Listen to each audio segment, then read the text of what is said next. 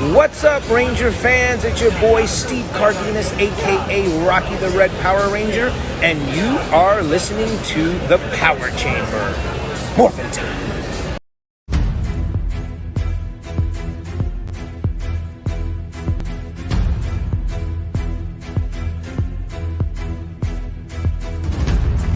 Alpha 37 online. Welcome, buddies, to the Power Chamber. Teleporting hosts now.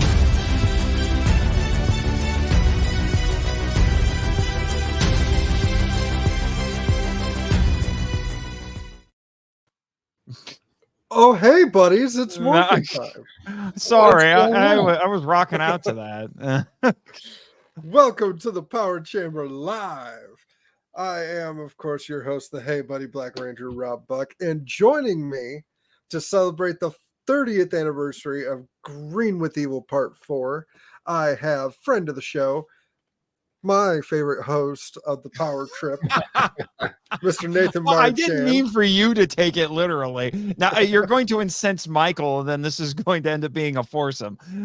Because that's how you get Michael on now. You don't send him invitations, you and apparently bruise his ego. So it's almost as though I planned it that way. But also joining us, first time on the chamber, married to Kaiju 427 himself, Joe Myers. Joe, how are you? I'm fantastic, man. Thanks for having me on. I'm excited to be here, talk some Power Rangers, watch some Power Rangers, and maybe have a little friendly debate on who the real GOAT of the Ranger Nation is. See, I thought you were on for part 2, Joe. Pardon me, what's that? I thought you were on for part 2. Episode, I couldn't. I worked both jobs that night, so. Oh, that's too bad, because that would have been the episode for you. Yeah. Yeah, I know. But next episode's a pretty good episode too, so. We'll touch on that. Don't you worry. I did want to point something out, just because it's on my mind right now. It has very little to do with this episode, actually. I'm a big fan of The Legend of Zelda. The wife got me into it. I got her into Power Rangers. We're even. And what I noticed playing The Legend of Zelda Ocarina of Time, came out in 1998. The symbol for the Gorons, the fire sage, if you will, if I could just. So we have all of the symbols, but what's this one? What does that look like? And now I just noticed that I'm not even sharing the screen, so we're going to do that. And I was going to say, what was that? And of course I thought, that's a basic design. It's a big coincidence and stuff. But let's take a look at the new Goron symbol in Tears of the Kingdom. I mean, come on. I can see that one for sure. Yeah. Once is a coincidence. The second time, it's a conspiracy. Yeah. Oh, wait. Or at very least a pattern. Yeah. I'm just saying. Just thought I'd share that. Yes, the past 2 episodes, I've just been having a cozy little fireside chat with the audience here. Jason has been missing. The Rangers were forced to escalate a battle by summoning the Megazord against a human-sized Tommy because they couldn't beat him. But they have a glimmer of hope now. Jason has been rescued. But now we have to deal with the evil Scorpina. And now we have good evening, sir. Madam. Adrian! But we are now looking at the not ominous episode title, Eclipsing Megazord. Mm-hmm. Fun fact, this is my favorite of the 5 parts. Really? Mm-hmm. my little guy here. I have Which opinions. I will say, the whole thing about the Megazord being solar powered is actually from Ranger, but Saban wisely simplified it. They just said, yeah, it's solar powered. And then they left it at that, as opposed to this convoluted thing about the sun housing some sort of deity and giving off energy that powered Daijuzin. And it's like, oh, good Lord. My issue with the solar poweredness is when we get to Return of an Old Friend and they fight at night. And it doesn't affect the Megazord at all. But that's true. Ranger kind of forgot it too. Although the argument can be made that technically moonlight is also sunlight, because it's just sunlight being reflected off the moon onto Earth, which means vampires shouldn't be able to come out at night either. But what do I know? That's what I'm saying. Depends on your vampire lore. My favorite Max Landis quote: "How do you kill a vampire? However you want, because vampires don't exist."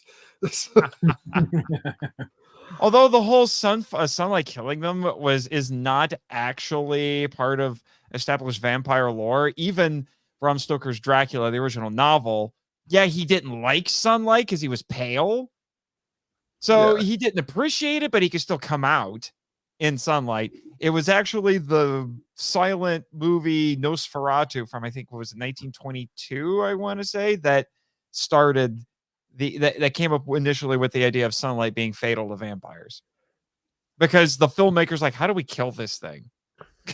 Like, well, we'll just use sunlight. How about that? Okay. Well, you needed to know that. I know exactly how we got on the subject of vampires, but just the fact that welcome to the Power Chamber, where vampires are just an organic start to the rest of the conversation. There are plenty of vampires in Power Rangers. I'm just saying. They really are. We get a whole arc of them in Mystic Force. Just for everyone in the chat, just curious, I did post a link to the episode in question if you want to open up a tab and watch along with us. You mean for Green with Evil, for this episode? Okay. Yep. Yeah. If you don't want to spend money on Netflix, spend money for YouTube Premium, so you don't have to put up with ads. Might have to do that. Might have to do that the closer we get to the election. Yeah, just get out and vote. Make your voice heard, people. Should we say who to vote for? No, it depends on how many people we want to piss off and which of those people we want to piss off. I kid. I implore you all to vote Billy Cranston. I kid. Any vote, any joke vote is a throwaway vote, and a vote for the person. Hey! It was actually Zach who got into politics. Remember? Right. He was a senator. He was a senator. If you spend 30 years in a peace conference in Switzerland, well, Jason wasn't there for 30 years because he came back. Which, let's be honest, between the two of them, if one of them was going to bamf out of a peace conference, it's Jason. Yeah. Well, yeah. Come back and save Tommy. He's not letting that go. He's like a bulldog on this point. Yeah. Come back, save Tommy, and then steal his girl in Turbo. Ooh. Well, actually, there are points where I do kind of wonder if that is actually what happened, and I didn't want to tell anybody. Yeah, for sure. There were some looks there in that movie, between the two. Yeah, but like everything else in that movie, none of it really goes anywhere. Yeah, that's true. Because I don't care what Michael says, that is bottom tier Power Rangers right there, and the show is only marginally better. Yeah. Joe, I brought you on for a friendly debate, but I'm just agreeing with you on a lot of things. I told Nathan this when I had him on the chamber. My favorite part of Turbo is,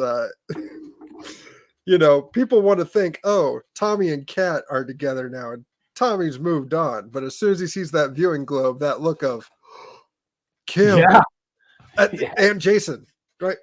Yeah, him too. Yeah. Like, Yeah.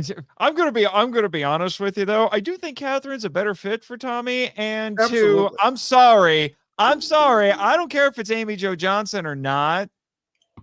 She picked the worst way to break up with a guy. Oh, I'm for still sure. mad at her. Absolutely. I am still mad at her, and I made sure to tell Michael, like, I know she's your childhood crush and all, but that was there's a word for women like that, and I don't think I'm allowed to say it on this podcast. So evil. Evil is the word you can use. Well, yeah, that's a safer word. Yeah. Mm-hmm. No, Kim. No, that's not how you do this. No. And, But let that be a lesson to you, kids. Long distance relationships suck. You get a Dear John letter, and then you just hope that the other blonde in your life likes you. Yeah, long distance relationships are hard, especially when your best friend steals your girl. It's really hard. Now, Joe, I posited this question to Nathan and Michael on Thursday, so I'm going to ask you: is Skull Son Spike from Samurai? No. Is his mom Kim? No. Is Kimberly the mom? Fuck no. Dragon Dagger. No. Hell no. Dragon Dagger, no. Hell no. No. 1,000 times no. We want. Joe, can you say it? Can you say it in Spanish for us? El hello no oh no. No, I think. Wow, that was only mildly racist. Your show has just been canceled. That didn't take long, did it? I think that one like kind of like punk rock chick that was in the in their group. Oh yeah, for all of 5 minutes. Yeah, I'm going with her. Oh, okay. Yeah. Mm-hmm. Or when Jason broke up with Emily, or when Emily broke up with Jason, either one, she went to Skull. Yeah. Okay. Yeah. But no, I don't think it was Kim. I don't think it was Kim. It's the ship I will continue to ship for the rest of my days. Yeah, but keep in mind, Kim only liked him when she wasn't being herself. Can you imagine being Skull at that point?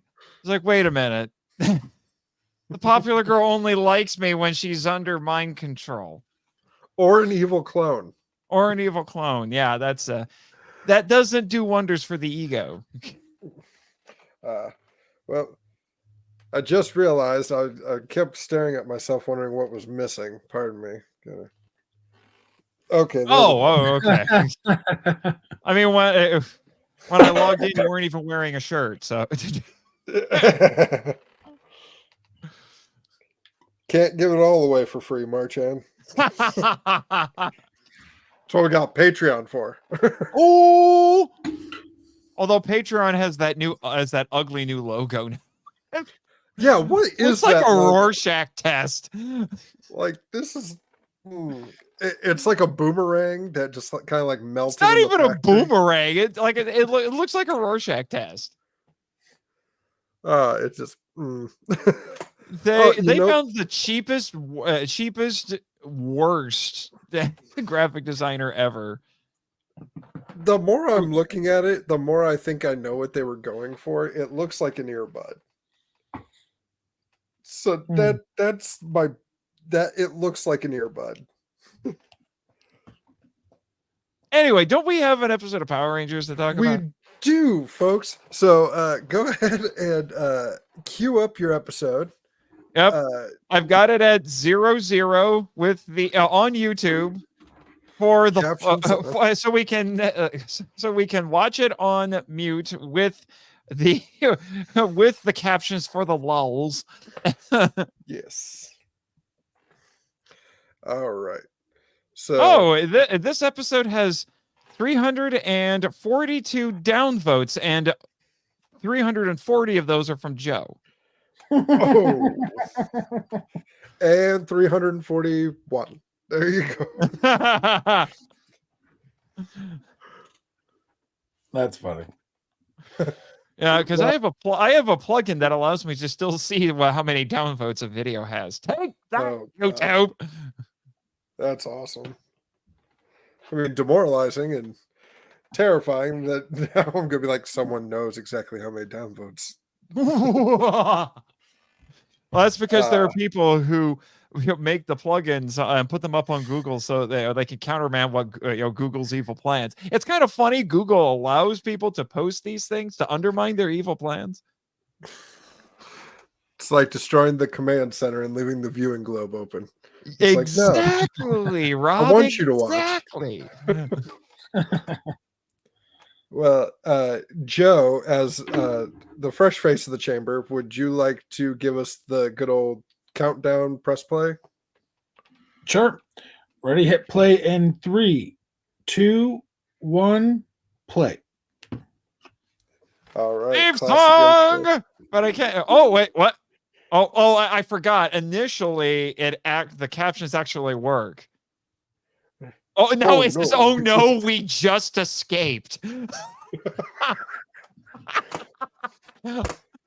There's a plot. Zordon just wakes up like, "Oh no! Oh no, we have escaped!" And then it just says, "Applause, music, applause, music, applause, music." This is the cues for the sitcom version of Power Rangers. Oh no, we just escaped. Some recruit a team of teenagers with attitude. Huh? What? Huh? Zordon, what have you been smoking in that tube? Now, this is a thing I'm slightly annoyed by, is that they give JDF credit in the opening. They didn't do that in part 1. And now I'm watching it and I see him in the command center. Already know that. Okay, no captions. Stuff's getting blowed up by Goldar. We gotta move. Wow, we gotta move. It's morphin' time. It's one of the few times we actually see them get out the morphers and do Zhu Ranger poses. Yeah. But it's when the morph doesn't work. What is it? I'm getting a reading. How are you getting a reading?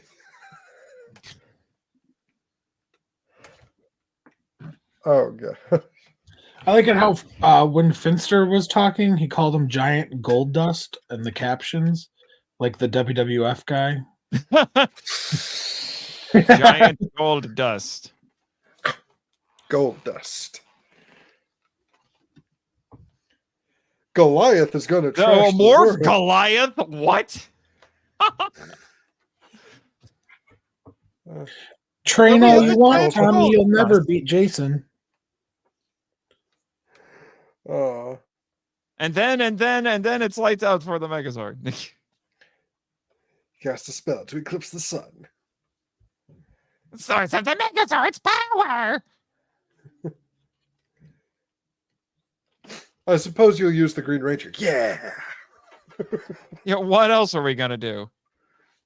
Now, if this thing actually captioned all of Tommy's battle cries, that would be so funny. So we can see how you're actually like it's written out phonetically. That would be so funny.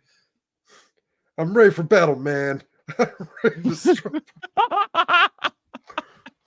I think that was the actual line, though.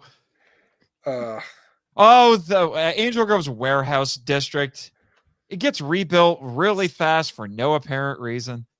Nope, not at all.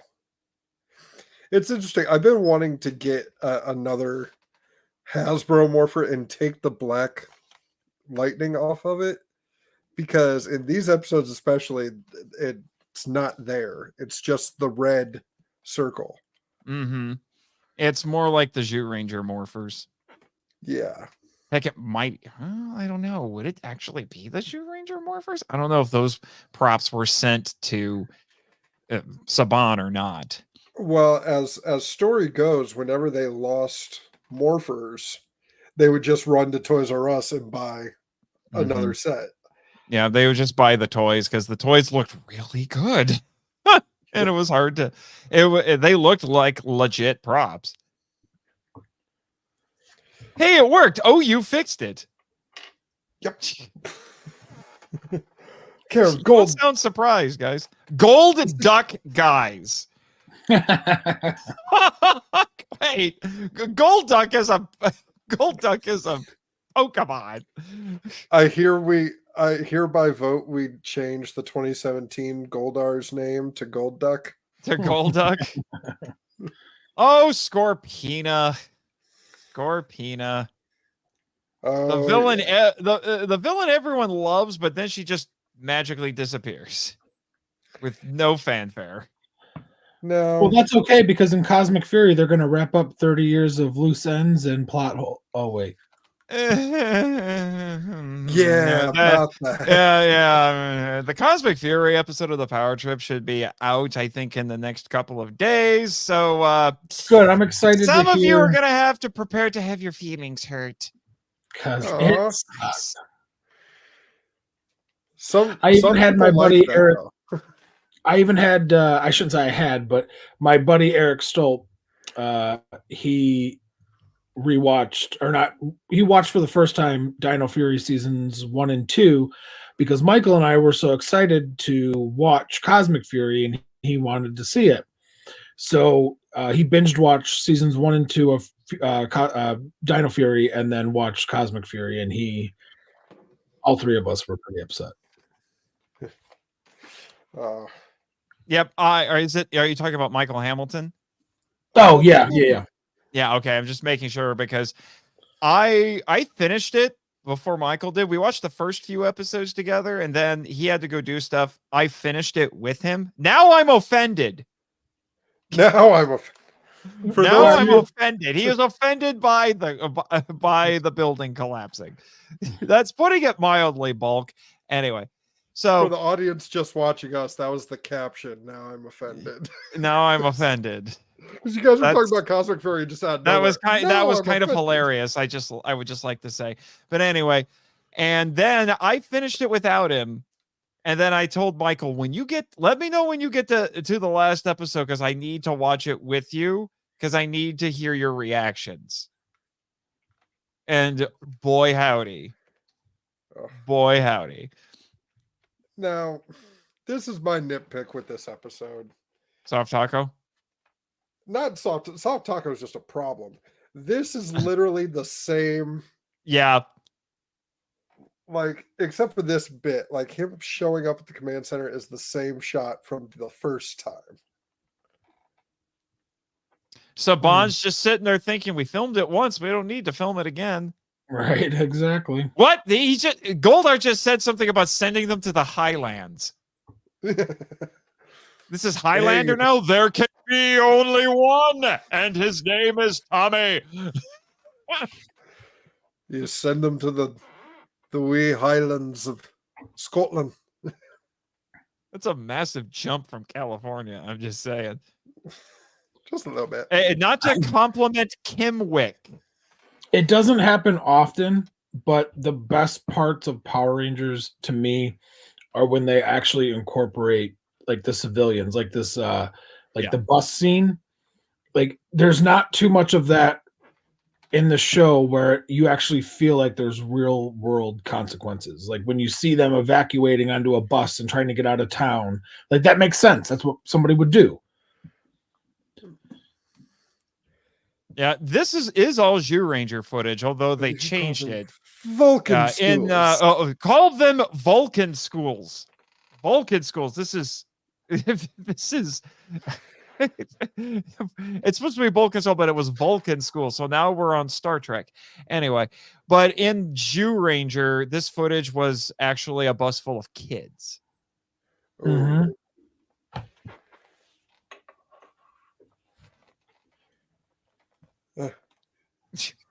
man. I win. I taunt. Reddest man. Prize Warrior. Reddest JDF prize deserved an warrior. Oscar. I've never seen anybody act so well. Oh, oh, I'm hearing the sarcasm. Never rule Terrific. phone will sword on when I defeat the Power Rangers. That is impossible enough. It's time to send you to another dimension. That was an actual caption. Yes. Right. Ha! Now, see, I like this shadow of that they did where they put half the helmet in shadow. That was really good.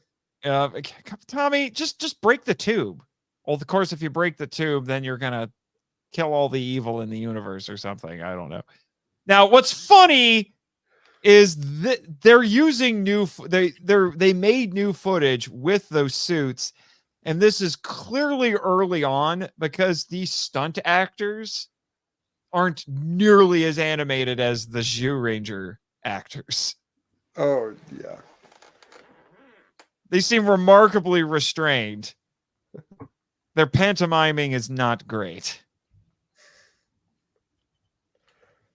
We're going to be history famous.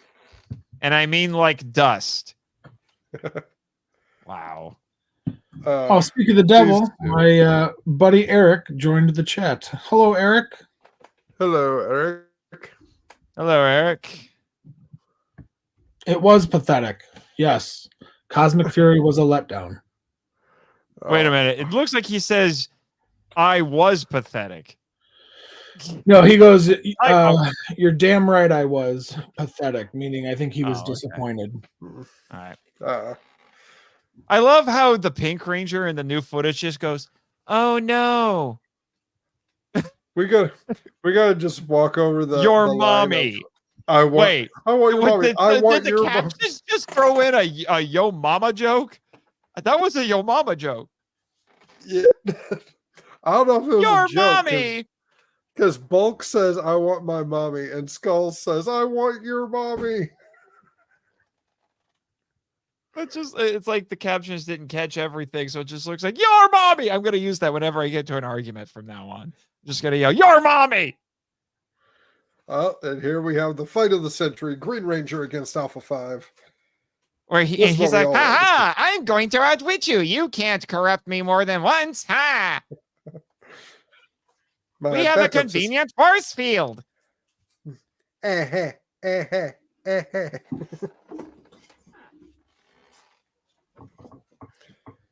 grid is falling.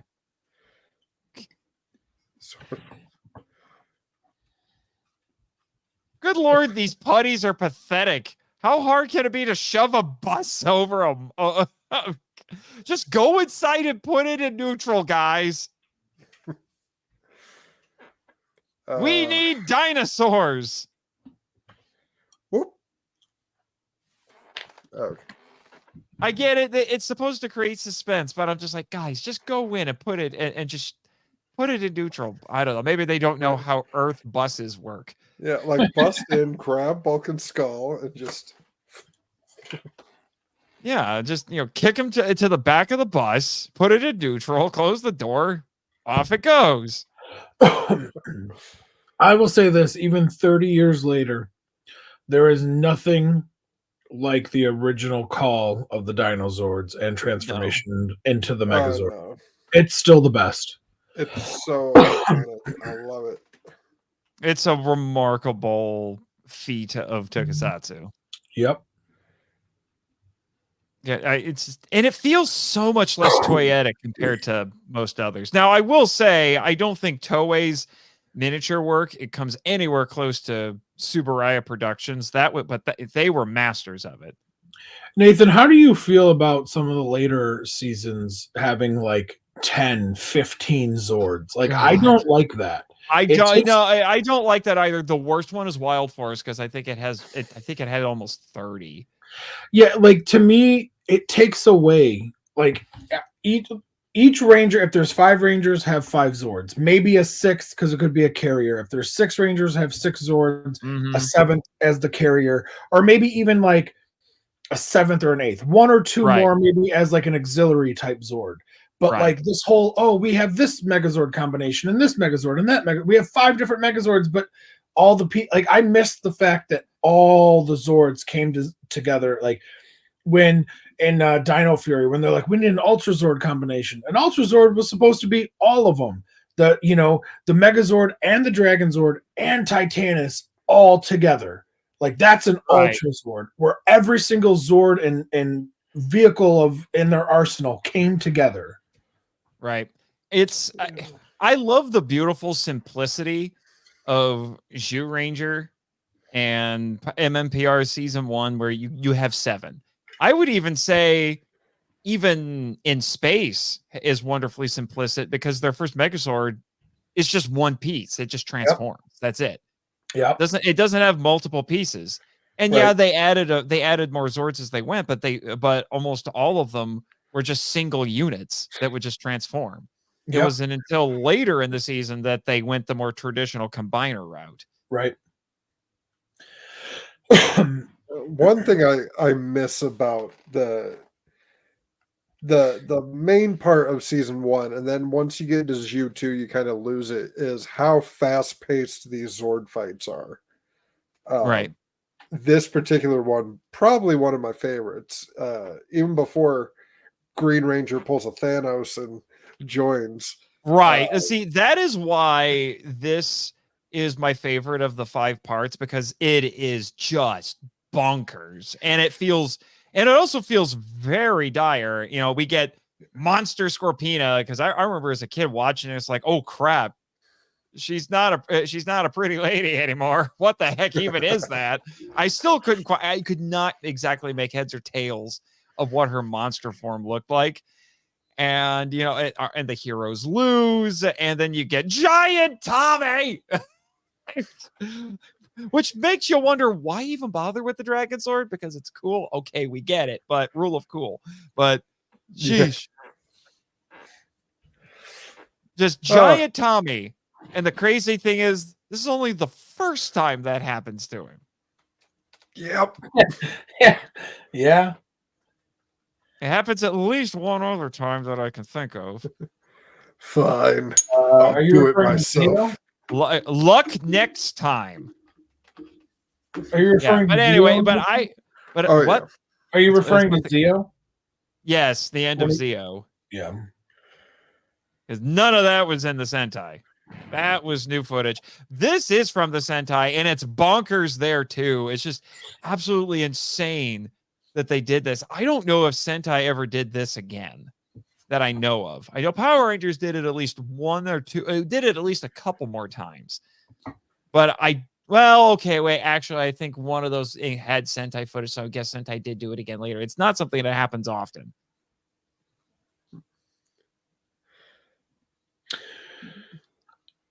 I couldn't believe it when I was a kid watching this and seeing the Megazord just get destroyed. Even if it was 3-on-1. Like I was like, I couldn't believe it that the Megazord lost. Right? Yeah.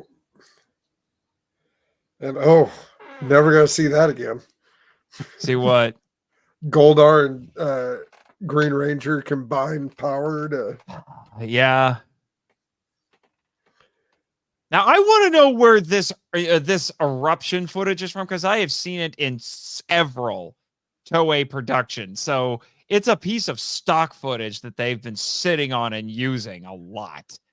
And because I saw it in Kamen Rider, I think I saw it in Kamen Rider Black and Black RX. So that dates at least back to the 80s. What's yours? What's yours? That just sounds insensitive. Well, I think that one's mine, Jason. The caption says applause. Yes, people are clapping. The Zords are being thrown into the fire. I do remember playing the Sega CD Power Rangers game. And if you got a game over, this is what would play. Oh, man. The Power Rangers history. Rita's won. Rita's one Rangers. Whoops. YouTube, you're kind of silly. Although the crazy thing is, I know you can put captions up, better captions on Netflix, but the DVDs don't include captions. Really? Yeah, the DVDs don't have captions, but you can get them on Netflix, like I said. Proper ones. Yeah. Rita's Like Trump Rita's car. Trump car. And Trump is capitalized. I knew it. So that's why people say Orange Man bad. Political is what it is. So now it's 30 years later. I have finally figured out that this is supposed to be a digital render of who the Green Ranger is. But to me, it was always, oh, he just kind of posed in a black room, and now they know. Well, that's how they filmed it. Oh man, no To way. be continued. Kimberly, look. I mean, she already is. Exactly. Oh, Kimberly, look. Where else is she looking? Yeah, I was gonna say. And also, why did it take them this long? Why did it take them this long for the computer to? Well, I guess the computer got trashed, so I guess I can forgive it. But still, yeah, they were able to get a scan because Alpha had trapped him in that electrical bubble. But that also means they had information on Tommy just sitting around in their databanks. Did Zordon just have like a list of people in the local area he could recruit as a Power Ranger? For some odd reason, he decided not to go with Tommy. Probably.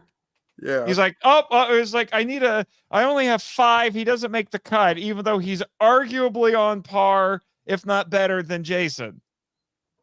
But, plot convenience. Whoa. Back it up. I've gone. That's assault, brother. Canonically, they're on equal footing, but I do think JDF's the better martial artist of the two of them. Well, we're not talking real life. We're talking know. in the show. I know. In the show, they're supposed to be, they're supposed to be equals. Supposed to. Who wins? We don't know. Because they never figured that out for us. Oh, the debate has started. And ironically, it's not me being one of the participants. Just gonna flip that. Okay, oh wait, no, over here. Punch your box. So there was some fighting words. Some fighting words. Because technically speaking, yes, Jason will win the fight, but we're not talking about that episode. I don't think there's any technicality about it. I think that it was fair and square, 1 versus 1, and Jason beat that ass. In his defense, that also happened in Jew Ranger. The Red Ranger does defeat the Green Ranger in that. Sure. Flat out. But they didn't have to write it that way. No. In fact, the ending is different. When they finish it in Power Rangers, it's new footage. It's not the Sentai footage. Because, correct me if I'm wrong, isn't that because it ends demorphed? It does. Yeah. It does, because the Red Ranger and the Green Ranger and Jew Ranger are brothers. Yeah. So they demorphed and settled their fight that way. And then after that goes on for a little bit, the Green Ranger becomes very, very repentant. Yes. Then he gets taken away by a KKK child and told he only has like 3 hours to live. If he leaves this funny dimension. Which is why he only showed up. Tommy only showed up sporadically because his Sentai counterpart could only show up sporadically. He still showed up way too much, in my opinion. This is why I invited this man on, listeners. Because, full transparency, Tommy is not even my number one Ranger. Adam is my number one Ranger. Dude, Adam's the bomb. I love Adam. Adam should have taken over after Tommy. Tommy should have left because he wanted to leave. Good riddance. Nobody missed you. Bye. Leave. Goodbye. And then and Johnny Young Bosch should have taken over in Turbo and in space, whatever. Yep. I think 100% I do think Adam would have made for a better Red Ranger. But I mean, you want to talk about somebody getting the shaft? It's poor Steve Cardenas as Rocky. They didn't know what to do with him at all. That's unfortunate for him because he was following the OG Red. You know, the Red that people grew up on. Jason Austin, he was the first Red. That's the first one everyone saw, and it didn't matter. It could have been anybody, and I would even make the argument it could have been Tommy, and I don't think Tommy could have done it because you're following the original. You know. Yeah. I mean, that would have been an interesting because we talked a couple episodes later. I dropped Jason's coin. Go figure. We had talked about Brad Hawkins, who wound up doing VR Troopers in the running to be the White Ranger. That would have been an interesting thing if Gold Ranger. Gold Ranger, but he was also in the running for White. It would have been interesting. There's a multiverse somewhere where Brad Hawkins becomes the White Ranger, and instead of getting Steve Cardenas, we'll make Tommy the Red Ranger. There's also probably one where JDF just stayed on Cybertron. Yes. I would have loved Cybertron. That my only regret of that pilot is that his name is Adam Steele when it could have easily been a Tommy Oliver show.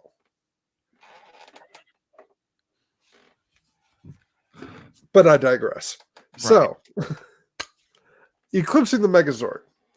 I love this Zord fight. Like, this is probably one of my top 3 Zord fights. Like, even before Green Ranger shows up.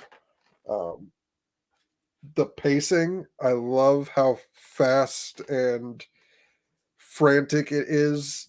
Just Goldar bobbing and weaving, Scorpina adding to the chaos. We don't get a whole lot of fights like that in Power Rangers, so it's special. I agree. It was a great fight. It was high intensity. And the fact that the Megazord actually lost for the first time, that was pretty, and leaves it on a cliffhanger. That was, as a kid, I was like, holy cow. Mm-hmm. Oh, yeah. Especially because this whole 5-parter has been, the first episode, they get their ass kicked, and Zordon's missing. Second part, Jason goes missing, and they have no idea where he went, what's going on. Mm-hmm. Yeah, so they're without their mentor and their team leader. They're really lost at that point. To the point where they have to. Tommy doesn't grow. There's no giant monster that they have to use the Megazord on, but they call on the Megazord to fight Tommy. I would equate that to Batman having to use a gun. In Batman Beyond, like that's a desperation move. Yeah, it is a desperation move. Although I do think Batman using a gun holds a lot more weight. It also because the Rangers don't quit being Rangers because of it.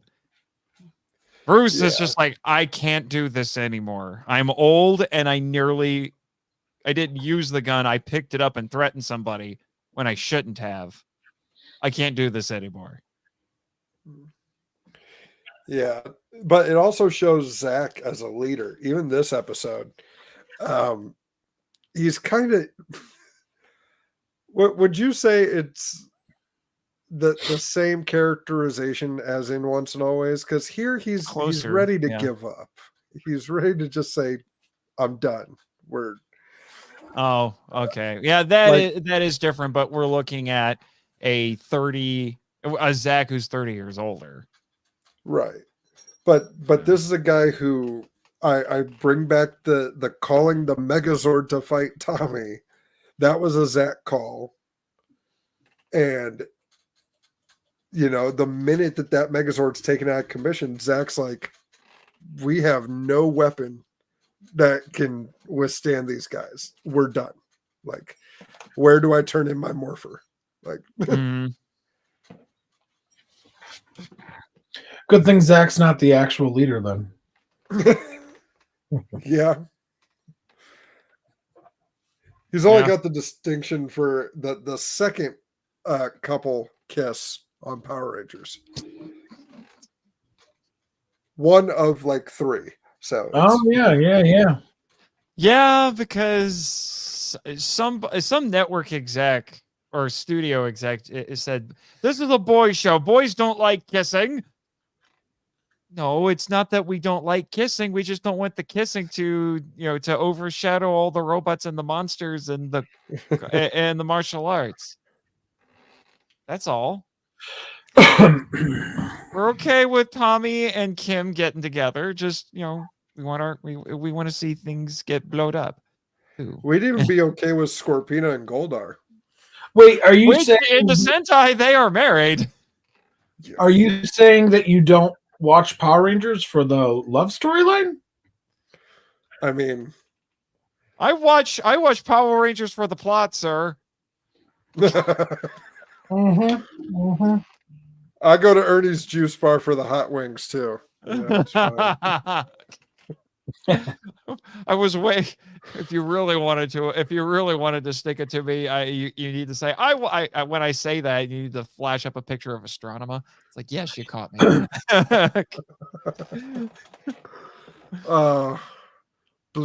Just search. Yes, blue I wings watch and it for the black plot, the blue-haired plot.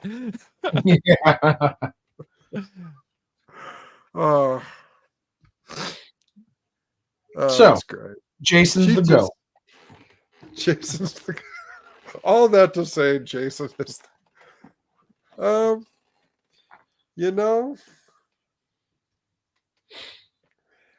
it's hard.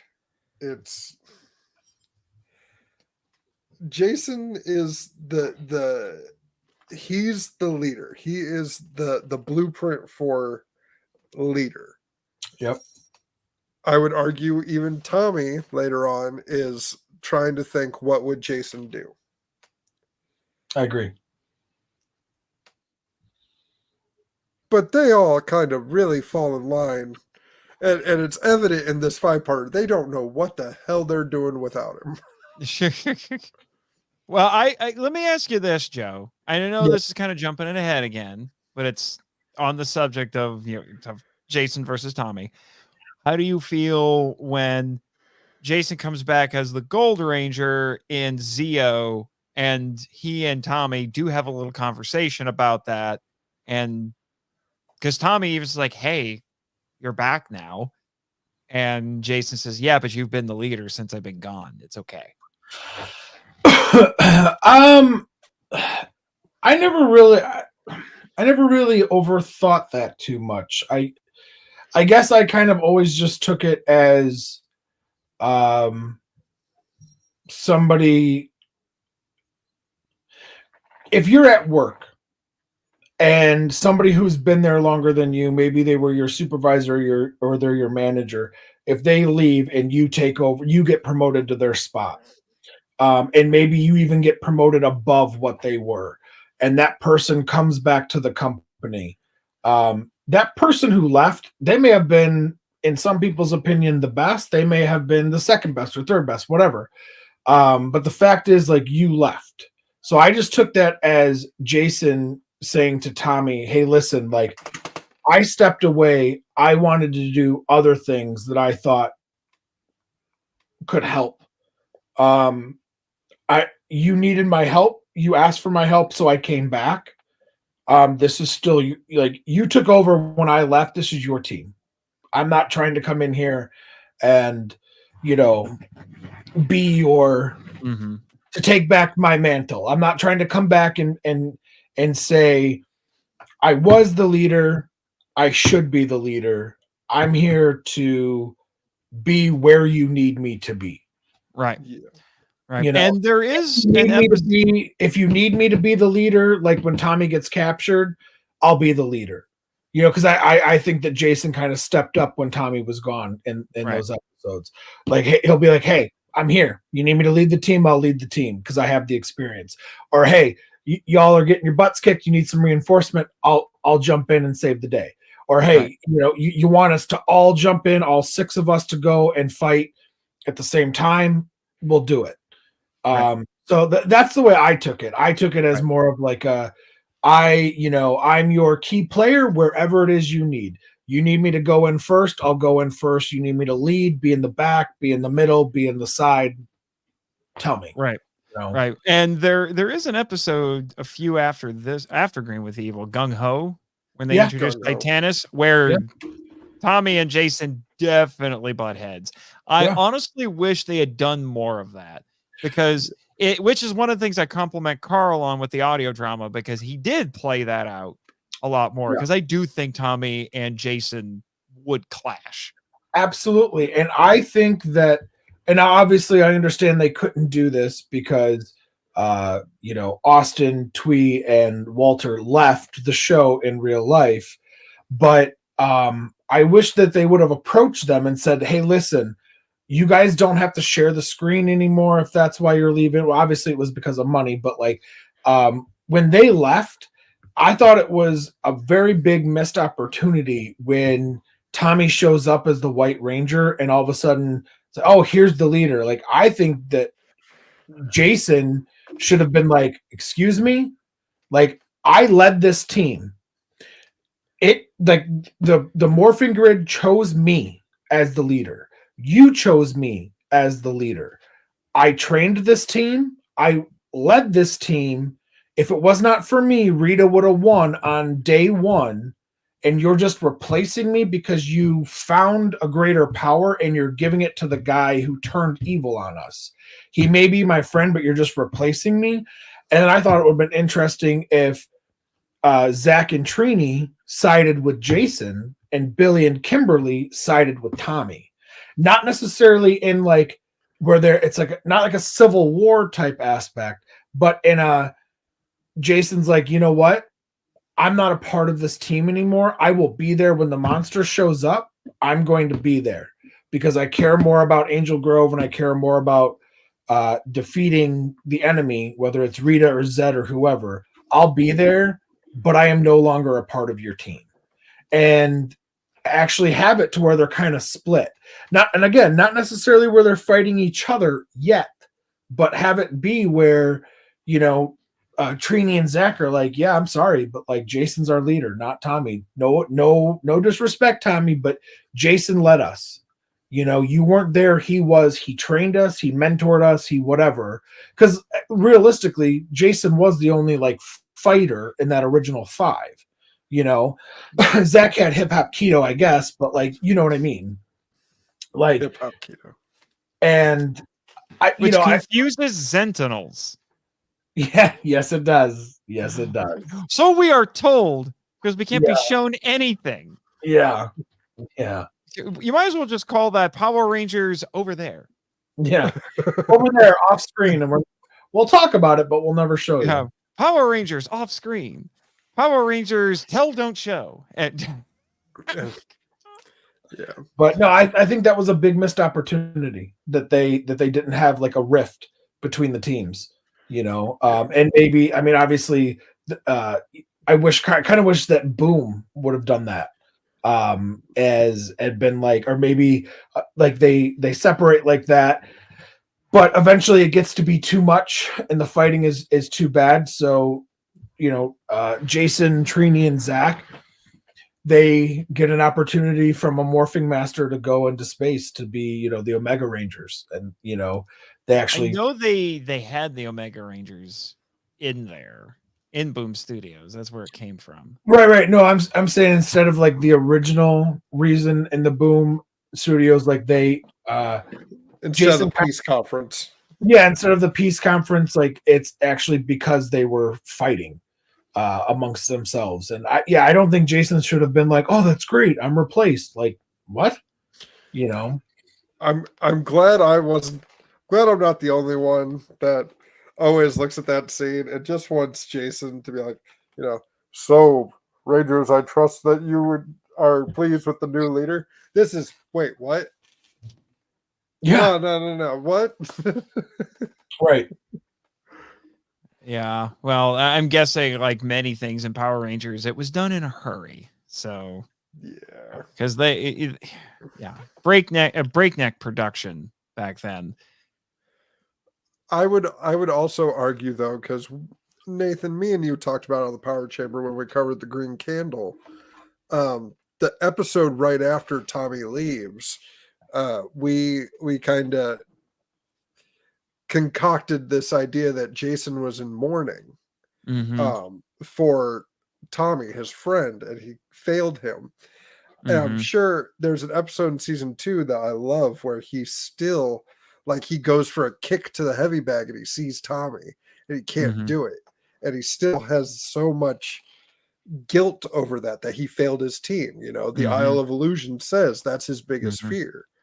So when Zordon goes, so when Zordon goes, hey, we got new powers for Tommy. And because there are powers that we made and they're made out of pure good or whatever, he's the leader. I'm sure Jason is just like, my team's back. Like the biggest failure, in my opinion, that I have accomplished as leader has been rectified. So yeah, sure. Call him the leader. Never once did I see Tommy give an order until Jason, Zach, and Trini leave. Jason is still like I'm going to take the monster down. Zach, you cover them, and I'm going to deal with it on my own. Yeah, and then Joe, your other point about Zeo, I really like that it's not Tommy giving up leadership to call Jason to be the Gold Ranger. It's a leader's decision to say, I need this guy in the team. Yeah. You're calling in your quarterback as opposed to putting yourself on the bench. Right.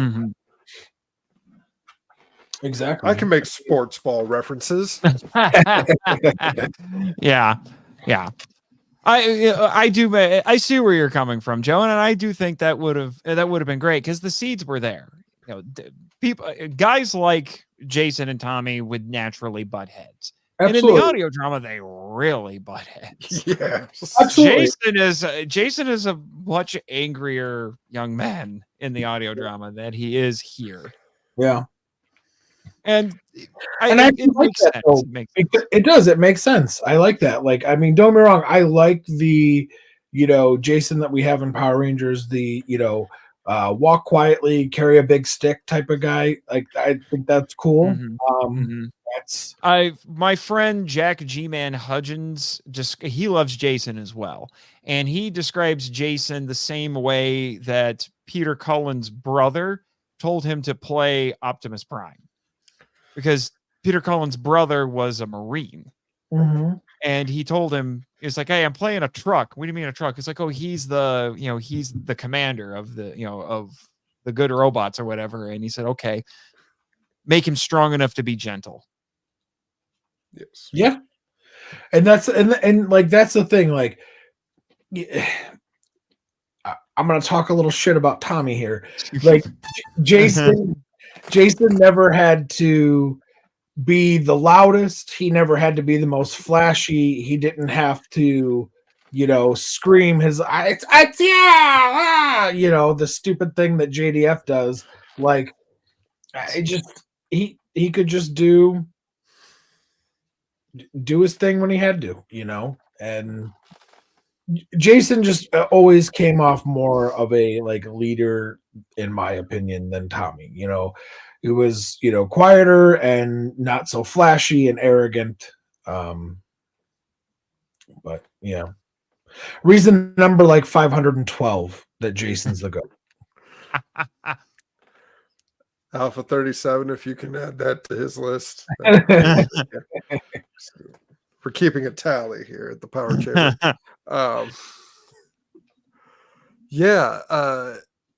It's another reason why I like these episodes. Is it's not just a good introduction to Tommy as this new character and eventual new ally, but right now brand new threat.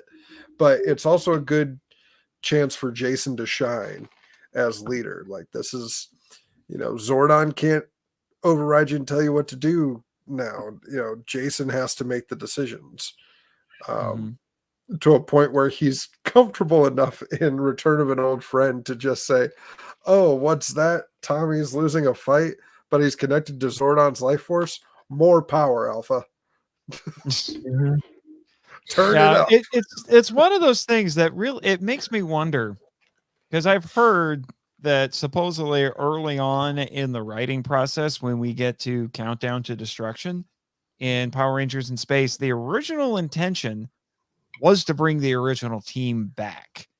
So when we get that scene, when we get the famous, I'm a Ranger 2 scene, it wasn't going to be the In Space Rangers, the regular cast. They were actually going to go get the original cast to bring them back. And when you know that, that scene does make a bit more sense. Yeah. And it also makes sense why Bulk and Skull would react the way that they do. It's like, really? They've been Power Rangers? That I love In Space, but that would have made it better if it was the original team in that played a role in that season. And I like Andros, I do, but it should have either been Jason or Tommy that broke that tube. Well, Andros, yeah, that makes sense. Although I made an argument about how, if there was an episode of the Power Trip where, on a recommendation from a listener, because he gave us the parameters for how to do it, we assembled what would be our Ranger dream teams. And I made I picked Andros for my Red Ranger, and I said, name a Red Ranger made a tougher call than Andros at that scene. Mm-hmm. Yeah.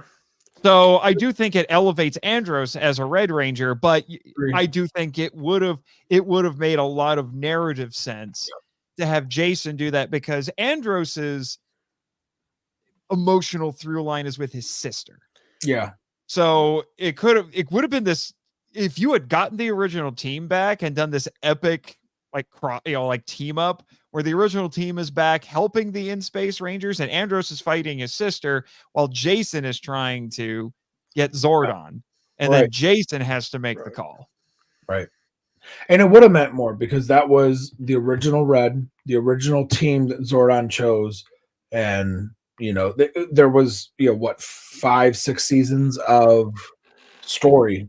And, of story there and connection there, so. And I'm guessing my theory would be that was their original intention. They reached out to the actors and none of them wanted to come back. So they're just like, okay, then we'll just let it be the current cast. Well, and didn't they also want Austin and Amy Jo to come back after the Turbo and lead the team? Because didn't they kind of know that? I don't know. JDF was leaving or something. I can't remember where I read that. I don't know. I will do my research. I mean, Alpha will do my research and get back to you on that.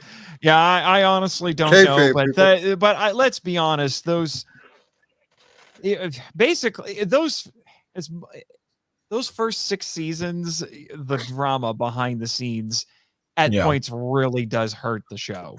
Yeah, it really does. And the fact that we still got good stuff out of it despite all of that, I think is a miracle. Yeah. I just wish Saban would have opened up that checkbook a little bit, and made them all happy, not just half of them, Yeah. Mm-hmm. Yeah. I blame him for a lot of it. He could have easily. I mean, that show was making billions, and they could have easily paid them. I mean, they could have paid them all $250,000 a season, and still made a shit ton of money. Mm-hmm. Crap. Yeah. Unfortunately, Saban thought a bit too much like a businessman. Yeah. I mean, I think he left money on the table. Huh? I think he left money on the table because I think that Power Rangers wouldn't have had those lulls in its popularity, like where it kind of went down in like the Ninja season, and then it went back up with Zeo, then went back down with Turbo. Like I think hard in Turbo, right? But I think that like if they would have kept the original cast or brought them back, I think that the ratings and the popularity would have either maintained or like had a slower decrease than that kind of up and down. I don't know if you would have been able to keep David Yost though.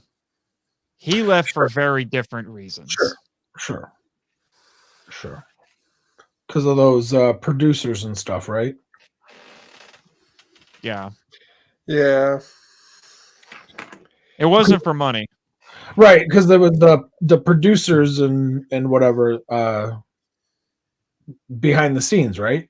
Talking smack to him about being gay and like making inappropriate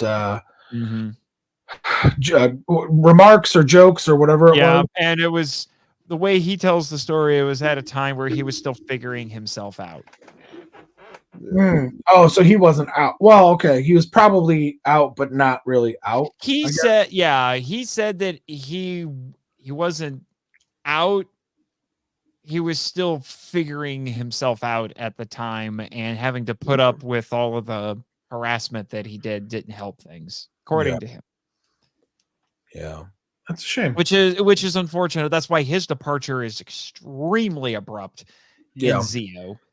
Yeah. And why I was actually very happy to see him come back. I loved how, and I said this in the Power Trip episode, I loved how the first person we see in Once and Always is Billy. And we haven't seen him in years. I thought that was very appropriate on their part. I liked Once and Always. I did not mind Billy in Once and Always. I just thought he was kind of useless in Cosmic Fury. Yeah, well, we'll add that to the to the 517 reasons why Cosmic Fury sucks. Yeah, it does. And I'm sure I just hurt some people's feelings, but deal with it. So I was promised a debate here tonight, but it kind of sounds like y'all have agreed with me on everything. Not entirely. You've just made more points that we can agree on. Yeah. Yeah, pretty much. I mean, I'm sitting here. I should have showed this the other night. I'm sitting here with an autographed Green Ranger figure by JDF. So that's awesome. That's really cool. That's cool. And it was. I should have brought up my Comic-Con exclusive Red and Zeo Ranger signed by Austin. That would have been cool. But yeah, this is even more special for me because it was only like 8 months before he died. And I got him to do a shout out for the podcast. Yeah.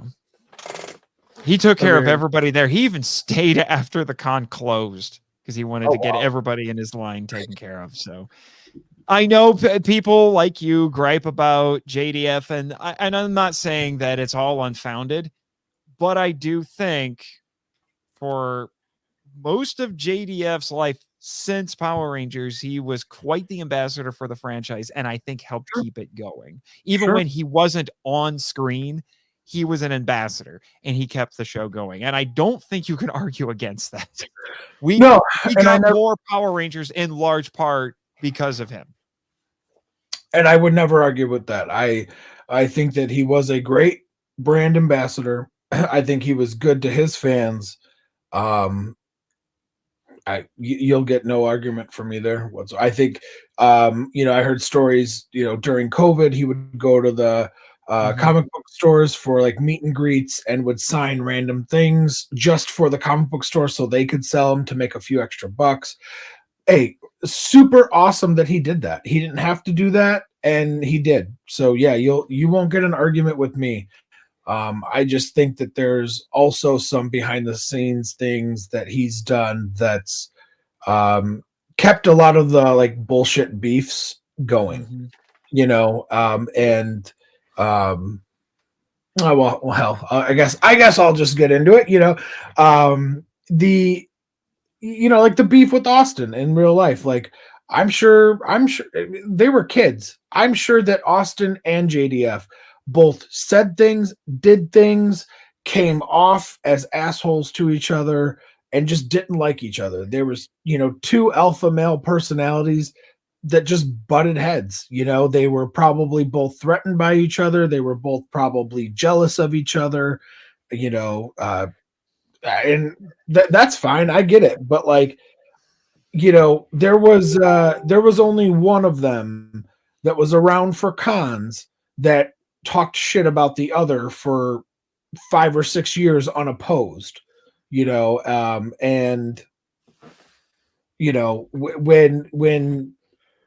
when Austin came back to the Ranger community when he was done, or when he, I don't know, retired from paramedic or whatever he did, he, he kept that fight going. He commented on it and whatever, but like there was one person that started that and, put a bad taste in a lot of the fans' mouth about Austin, right or wrong, who knows? But, we only heard one side of the story for years and years and years and years.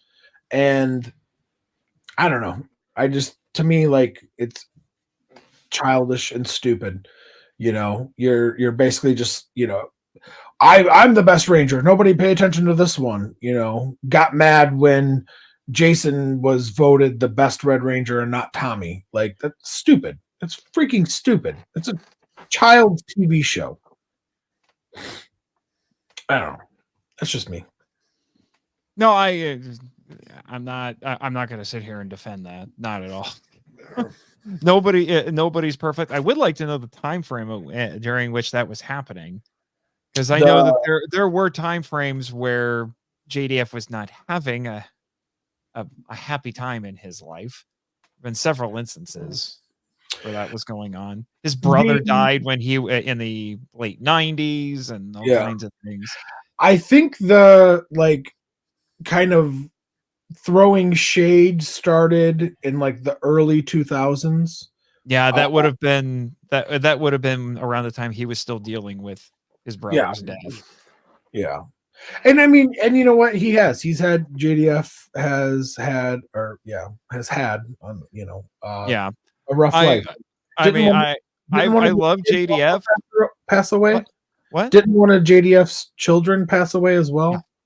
Yeah, committed suicide. And I'm going to tell you right now, his second wife, the more I see of her, the less I like her, and the more I think JDF. What were you thinking? This was probably not the best idea for you. Is that his second wife? Is that the wife he was married to when he passed away? Yeah. What's her name again? Jenna? No, that's his daughter. No, that's daughter. I forget her name, unfortunately, but even when I was like looking at stuff, like I watched an episode or two of My Morphin Life, which was like a little reality show he did where it was showing him going around and just doing things, going to cons and going on crazy adventures and things like that. Even there, when they were supposedly happy, I'm like, something doesn't seem quite right with her. She definitely comes off as kind of like that trophy wife, materialistic, he, makes hundreds of thousands of dollars a year so he can buy me, Gucci bags and, diamonds and gold and nice clothes. Right. Mm-hmm. I wonder if she would still love him if he made, $50,000 a year instead of That's a good question. And I don't know what happened between him and his first wife. I don't even know if I've ever seen pictures of her. So I don't know what went on there. I didn't even know he was married twice. Yeah. Yeah. Yeah. So because like he had like 4 or 5 kids, and like not all of them are from the second wife. I think only like one of them, maybe 1 or 2.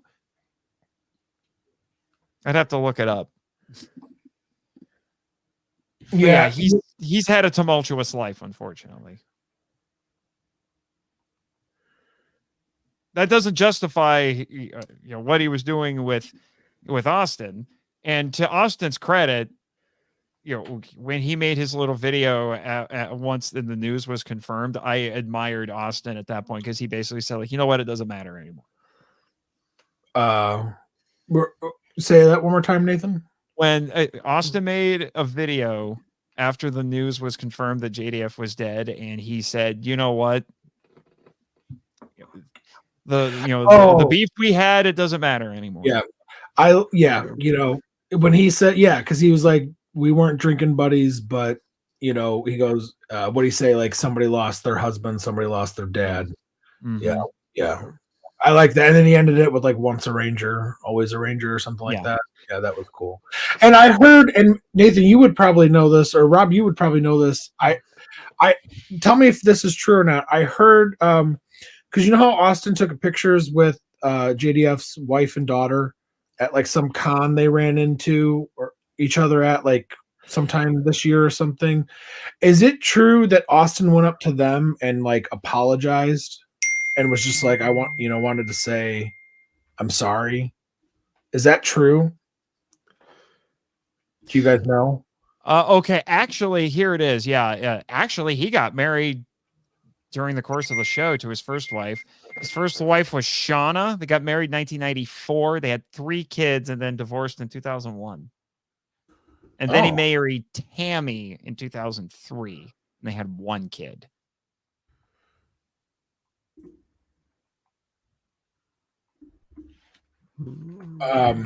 Did you hear my question, Nathan? What was it again?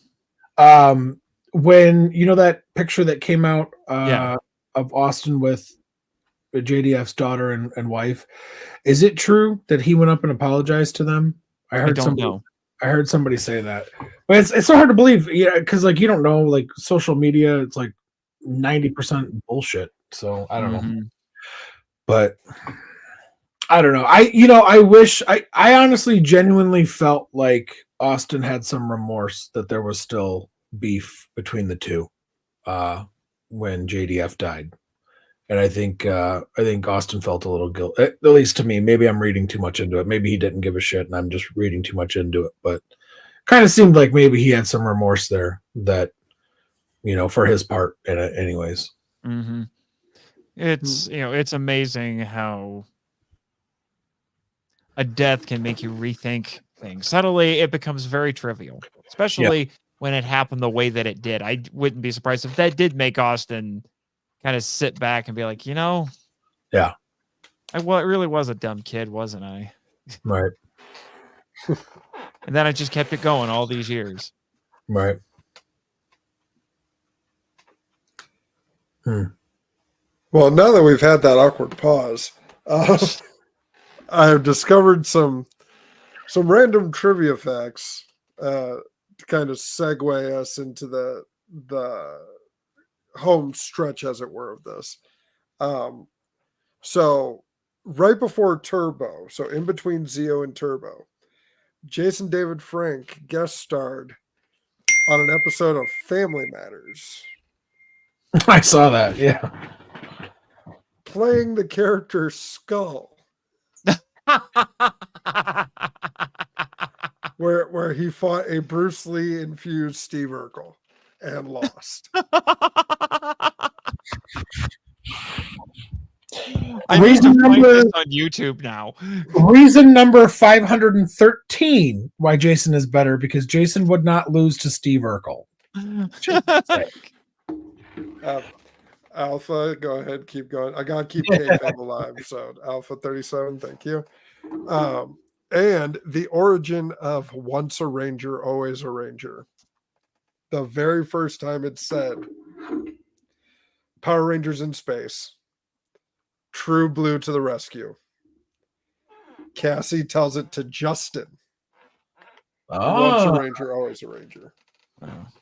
I just found the clip. If anyone wants to see it, I don't know if that'll get you a copyright strike. Well, there's we're two. wrapping There's up two. anyway. There's two of them. There's one that's longer. Go ahead.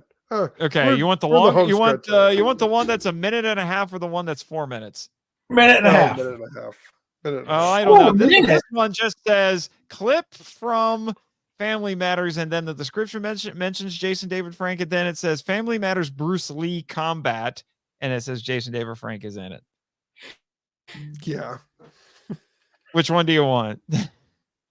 Let's do the minute and a half. Let's All play right. it safe, You want me 'cause- to screen share this? Well, first I Yeah, gotta let go ahead. the ad play here because I'm not cool enough to have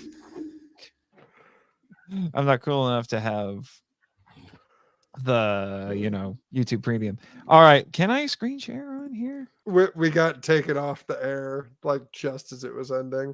Oh, It's fine. We'll pop up back. And this is for posterity. It keeps. I have found out even if it takes us off the stream, it'll keep recording. So like the whole time on the 6-hour stream, me and you were. It said unavailable. It was still recording. So when this gets put up, it'll. see, yeah. I've actually had it flat. My videos flat out taken down. Oh jeez. But yeah, no, that was a Power Ranger fight. That was. Sure was. That was something. No, it cut out my favorite line though, where Jason David Frank calls the grandma an old biddy. This weird seeing your childhood hero just be like, oh, it's just some old biddy. It's like, huh. Well, while we got time to kill, it's recording and or the stream's coming back on. Joe, I have these questions 3 that I now decided to just ask anyone now. Okay. Because I got Nathan, I got Michael, so you are number 3. So first answer off the top of your head. Question 1. What is your name? I'm kidding. That's and we're back on. Hey, everybody. So Hi. these questions. Hey there. Hi there. Hello there. So question 1. Who is your favorite Ranger? Jason Lee Scott, the original Red. I was gonna say, right. we all know where After that's that going. entire debate. Yeah. Yeah, he should have really subverted our expectations and said like Trini or something. You just said Jaden, I would just fallen off the floor. Yeah, you would have got kicked off the stream because we don't talk about our Lord and Savior Jaden. Well, number 2 is Troy from Megaforce.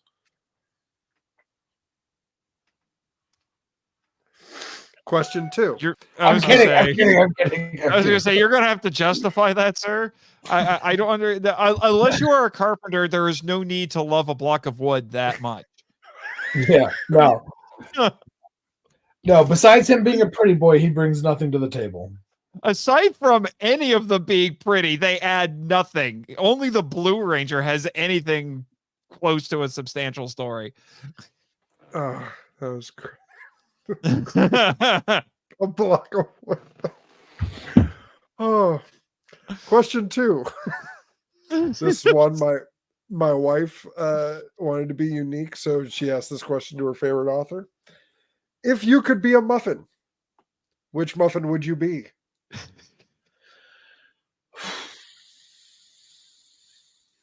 He looks like a man who has pondered this many times.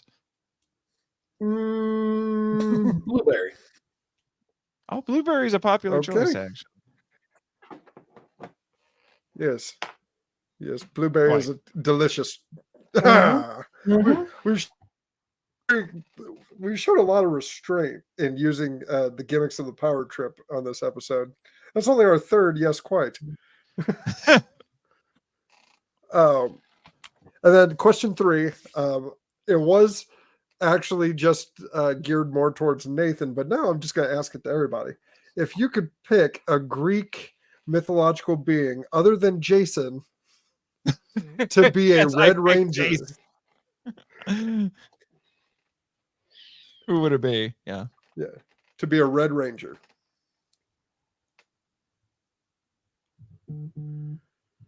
Hercules. Oh, Hercules. Yeah, interesting. Yeah. Yeah. Hercules or Ares.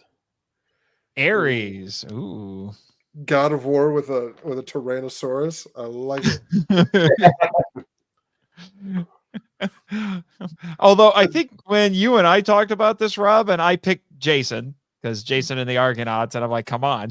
And then I think you said Hercules would have to be the Sixth Ranger.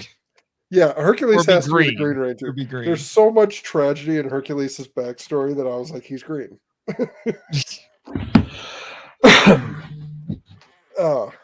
But unless we want to talk about anything else, I think that'll wrap it up for part 4 of Green with Evil, our 30th anniversary celebration. I want to thank Nathan. A pleasure to have you as always. Joe, it was great meeting you. Great talking to you about this stuff. Thank you for having me on. It was a lot of fun. Yeah, and the offer extends if you want to hop on tomorrow night too. Definitely. Yeah, I'll let you know probably tomorrow sometime. Sounds good. Because we will be joined by 2 very special guests for the finale of Green with Evil. The creator, writer, producer of the Power Rangers audio drama, Carl Dutton, is joining us. Had him on for the 6-hour charity live stream. And really enjoyed the conversation. So he'll be joining us, as well as the voice of Tommy Oliver in the Power Rangers audio drama, Mr. Joey Sorless. And as far as I care, Joey is the heir apparent to the character of Tommy Oliver. I've worked with Joey on obviously on the audio drama because I infamously, however you want to put it, play Rita. And I also had the privilege of having Joey on my other podcast, the Monster Island Film Vault, playing an older, very seasoned Tommy Oliver, which he jumped at to do. And it was an absolute pleasure having him on that show. So I can't praise praise Joey enough. Yeah. So I'm very much looking forward to that. My only regret, and maybe I'll ask him about it, is not having him on for part 1 and getting his opinion on Tommy's Captain America trash can. Yeah, because Joey is now playing Captain America on the Avengers spinoff for X-Men for Scyther. Yes. Quite. So, and it's already been announced, so I can say that I'm Johnny Storm, baby. I think I said actually on part 1, it's like I'm on the X-Men show, the Avengers show, but I can't say who yet. Well, that's since been announced, so yeah. Yeah, we teased you a bit. I'm sorry, kids. He's not actually Black Widow. I was disappointed too, but I would have auditioned for Steve, but obviously Joey had already been cast. I did try to audition for Bucky because I thought that would have been the next best thing, but now it's Johnny Storm, who was actually played by the same actor. So I told Mitch, the guy who's running that show, that if he ever has Johnny and Steve meet, Johnny needs to look at him and say, "You look familiar." Well, I always said if Killmonger and Captain America had ever met in the MCU, I always wanted Cap to call him a bit of a hothead. Like I used to be like you, a bit of a hothead. I used to be like you, a hothead. That would have been great. Or just any scene with Iron Man and Doctor Strange where one of them just said, "No shit, Sherlock." Come on. And then they both look over. And just have Martin Friedman just show up and just go, "Who am I following?" No, actually, he should be the one who says it, and then they both look over at him. So what's the plan, Sherlock? Who are you talking to? Him? But that was great. Thank you guys so much for joining me, and thank you to everyone that's checking this out on YouTube. Gearing up for season 2 proper of the Power Chamber. But yeah, just wanted to celebrate 30 years of green by looking at these episodes. So other than the audio dramas, now that I'm thinking about it, before we leave, any shameless self-promotion? Shameless self-promotion. Yeah. Yes. Joe, I'll let you go first because you're a first-time guest. Oh, thank you. Mine's pretty simple. I do a YouTube channel on YouTube. It's called Married to Kaiju, and you can find me at Married to Kaiju, where I am the rudest, crudest way you will see Godzilla, Power Rangers, and other Toku properties reviewed, unboxed, and ultimately collected. I say rudest, crudest way because I'm rude, I'm crude. I also don't know how to edit, and I don't have the time to learn how to edit, so I film all my shit in one take, but I got a lot of cool stuff, so check me out. And also on Facebook, you can follow me. I'm part of the Monsters with Attitude Collectors group on Facebook with the likes of Eric Stolp, Adrian Settle, and Michael Hamilton. So thank you for the subscribe. And honestly, thank you for having me on. It was a lot of fun. Wasn't quite the debate I was expecting all day. I was thinking of the retorts and whatever, but it was fun. Thank you for having me on. Always. And yeah, I have nothing to promote. It's this. Right. But Joe, this was a better kind of subversive than Cosmic Fury, right? Oh yeah. No, 100%. Absolutely. Cosmic Fury is my new whipping boy at this point. Yeah, mine too, Nathan. Mine too.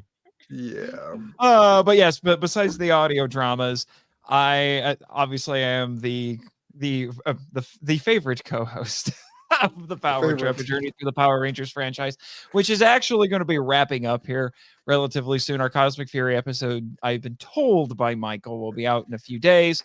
And then we've got one more episode in the immediate future that we're going to do. And then, since we're talking about JDF, we do plan on doing something of an epilogue episode next year for Legend of the White Dragon once that finally comes out, because it's so Ranger adjacent, it's practically in the room next door to Power Rangers. So I mean, the fact it's called the White Dragon, I mean, come on. Yeah, and it's got a lot of Ranger actors in it. It's not just JDF, but anyway. And then you can also check out my other podcast, the Monster Island Film Vault, which is 3 parts film analysis and appreciation, 1 part audio drama. I know that sounds weird, but I made it work. At least I've been told I have made it work. So, if you want to hear, an entertaining but academic analysis of all things kaiju and tokusatsu, definitely check that out. Michael has been on there frequently. We did actually a breakdown of the entire 5 parts of Green with Evil for an episode. And I've done Power Rangers 2017, and I did a watch along bonus episode with my friend Chris Cook of One Cross Radio for Countdown to Destruction. So, there's some Ranger stuff on there if you're interested in hearing some of the Ranger stuff. And then obviously Henshin Men, which is a podcast centered around tokusatsu television for the most part. Mostly it's been Kamen Rider. So if you want to check out the superior version of Master Rider, definitely give that show a listen. So, and then also check out my author website, nathanjsmartgen.com. Absolutely. All right. Well, gentlemen, it has been real. It's been fun. It has been real fun. So thank you, everyone, for checking out the Power Chamber live. We will see you tomorrow night. Have fun. Good night, and may the power protect you. The Power Chamber is a proud member of the Hey Buddy Podcast Network. Please visit HeyBuddy.com to find links to all of our social media, as well as our official merchandise store, HeyBuddy.myspreadshop.com. Remember, that's Hey with a YYY. The Power Chamber has no affiliation with Hasbro or Saban Entertainment. All clips belong to their respective owners.